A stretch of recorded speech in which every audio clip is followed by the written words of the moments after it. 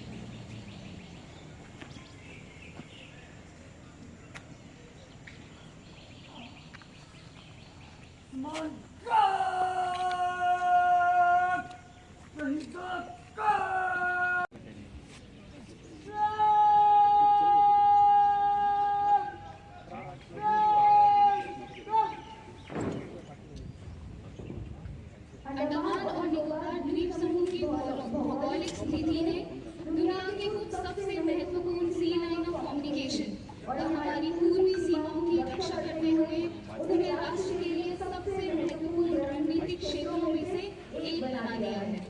इन रणनीतिक द्वीपों और इसके विशाल संबंधी समुद्र पर हमारे राष्ट्र हितों की रक्षण क्षमता को बढ़ाने के लिए और हमारे राष्ट्र की एक्ट ईस्ट नीति को मजबूत करने के उद्देश्य से अंडमान और निकोबार कमांडर राइजिंग डे हर साल 8 अक्टूबर के दिन मनाया जाता है। पिछले 2 दशकों से सेना, नौसेना और वायु सेना के commander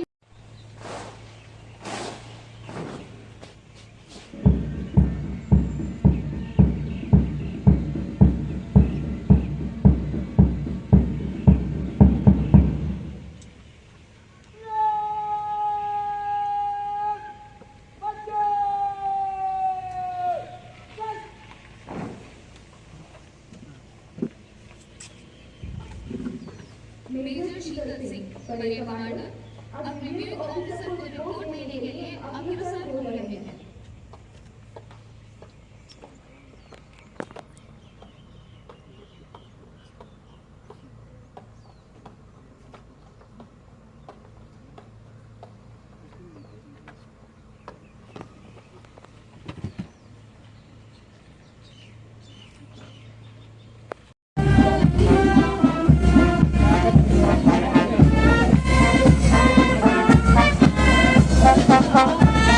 Thank you.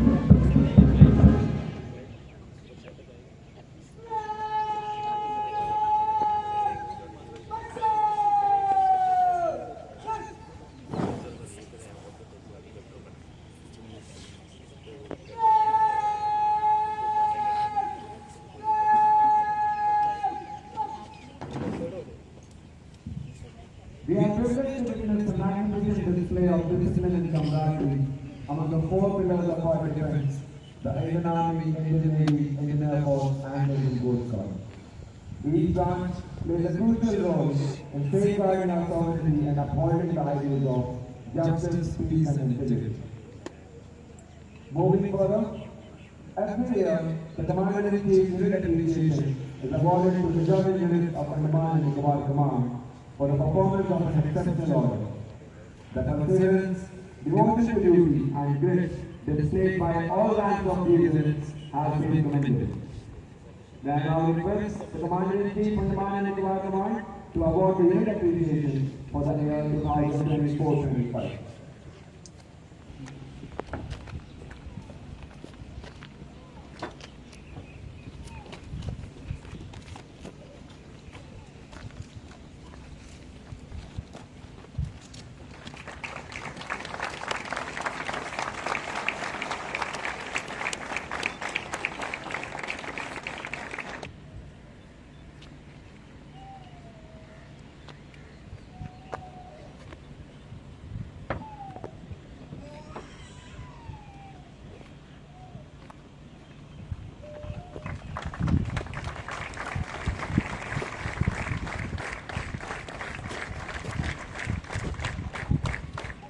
First aid, self-defense and beach cleaning drives.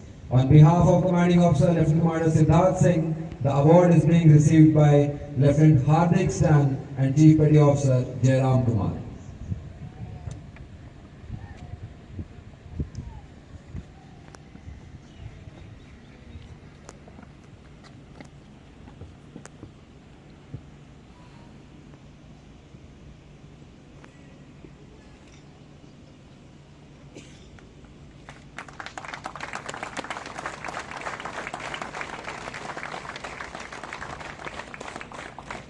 The only Indian Air Force combat flight unit in ANC has flown 679 hours in 11 months, showcasing exceptional operational readiness. The flight has saved numerous civilians and service lives through prompt evacuation across the Andaman and Nicobar Islands. Its key achievement includes maiden firing over any moving ship by any Indian Air Force helicopter, night firing over surface targets, transports of Mi-17 V5 by C-17 for coastal rotation, and maintaining 100% serviceability. The award is being received by Commanding Officer Wing Commander Nikhil Mehrotra and Master Warrant Officer R.G. Sharma.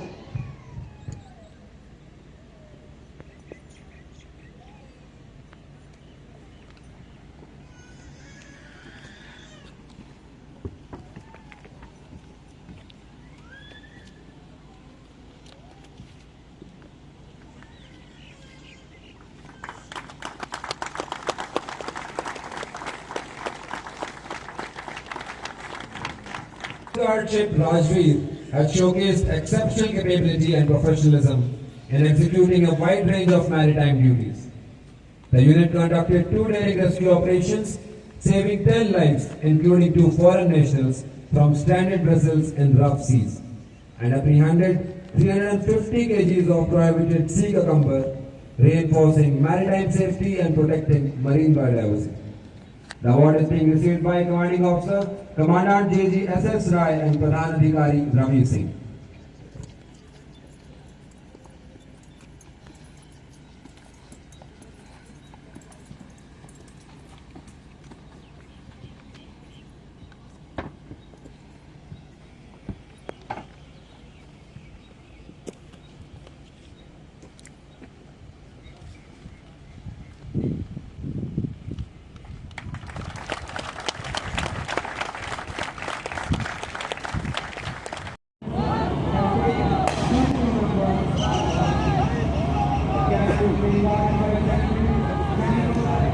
आगे चला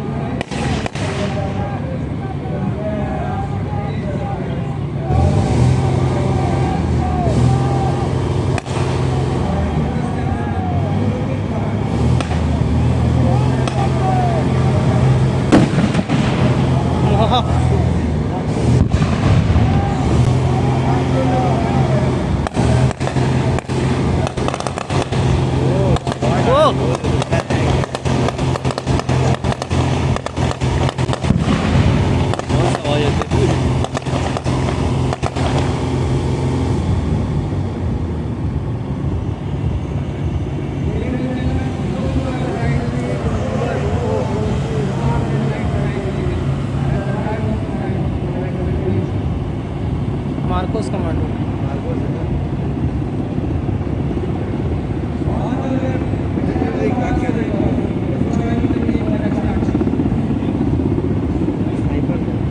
sniper को ये तगड़ा था।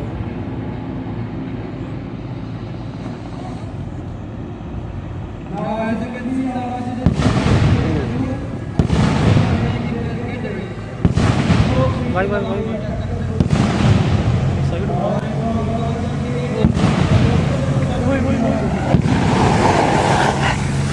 वहाँ कैसे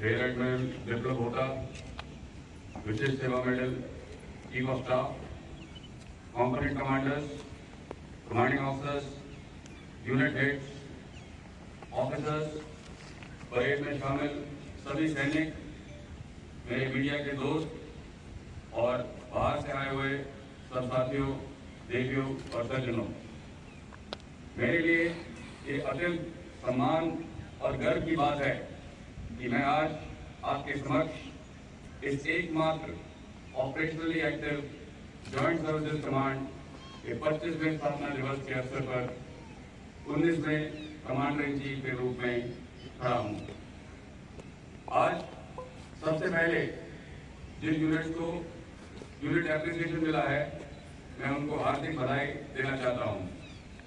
यह आपकी यूनिट की प्रोफेशनल क्षमता और समर्पण का सच्चा प्रतीक है और मुझे पूरा विश्वास है कि यह एप्रिसिएशन बाकी यूनिट्स को भी ऐसे ही हाई स्टैंडर्ड और प्रोत्साहन प्राप्त करेगा। मैं आज की परेड में हिस्सा लेने वाले सभी प्लेटून्स को अच्छी ड्रिल और कोऑर्डिनेशन के लिए बधाई देता हूं और ये देखकर मैं गर्वान्वित हूं। साथ ही साथ हमारे बीच महिलाओं एवं मीडिया के प्रतिनिधियों की उपस्थिति देखकर भी मुझे प्रसन्नता हो रही है। परेड के इस आयोजन को सफल बनाने में जिन सभी ने योगदान दिया, उन्हें मेरी ओर से विशेष बधाई। आज जब हम अपने कमांड के इतिहास की ओर देखते हैं तो हमें उन सैनिकों के दृढ़ संकल्प और बलिदान की याद आती है जिन्होंने न सिर्फ इस कमांड की एक मजबूत नींव रखी, बल्कि पिछले 25 वर्षों में एक विशेष पहचान भी बनाई है। इस कमांड की स्थापना केवल एक नई यूनिट का निर्माण नहीं था, बल्कि ये हिंद महासागर क्षेत्र में यानी IOR में भारत की स्ट्रेटेजिक प्रेजेंस को मजबूत करने का एक दूरदर्शी कदम था। हमारी शुरुआत बहुत ही साधारण थी, लेकिन आज हम एक ऐसी शक्ति में परिवर्तित हो चुके हैं जो देश की सुरक्षा में सक्षम है और रीजनल स्टेबिलिटी में भी योगदान दे रही है। इस कमांड के फॉर्मेशन के लगभग 3 साल बाद 25 दिसंबर 2004 को जब सुनामी आई, अंडमान और निकोबार कमांड के सैनिकों ने दिन रात एक करके हजारों नागरिक लोगों की जान बचाई। उस समय हमारे रिसोर्सेस कम थे, लेकिन हमारे सैनिकों का साहस और हौसला असीम था।